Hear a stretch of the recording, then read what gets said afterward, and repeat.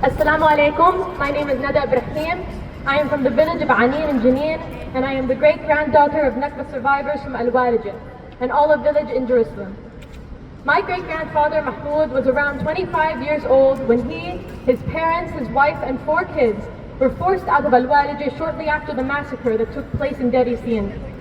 His father was old and unable to handle the journey to camps, and he was adamant that he would stay with their house in Al-Warijin no matter what should come of him there.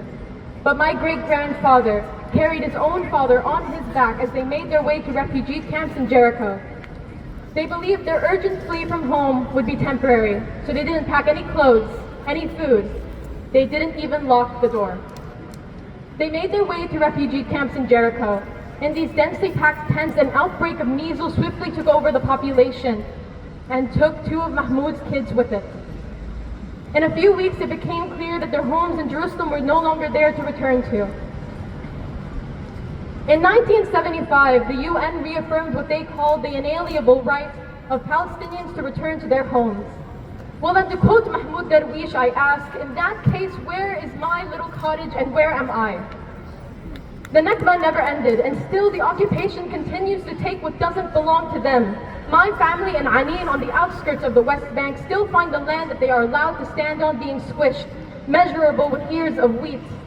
This year, 120 of our olive trees were cut down to make room for their illegal settlements in violation of Article 49 of the 4th Geneva Convention.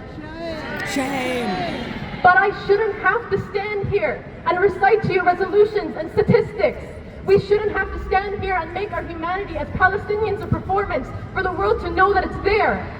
To stand here to convince the world that Palestinians, just like all good people of this earth, have an abundance of knowledge, art, and love to offer.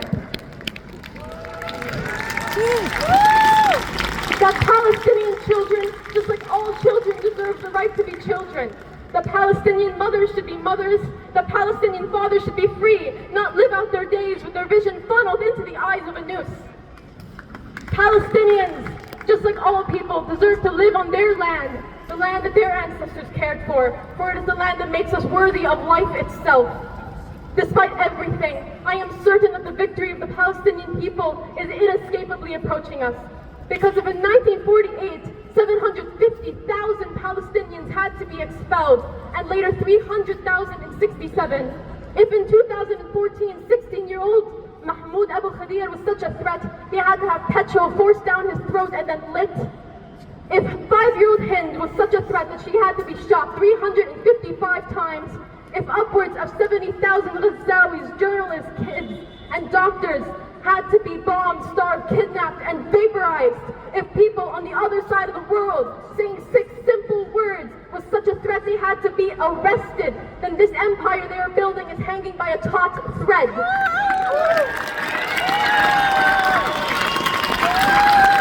It is our job to keep showing up to that web of murder, lying, thievery snaps. The Nakba never ended, but it will. It is as surely coming as the spring after winter. Thank you.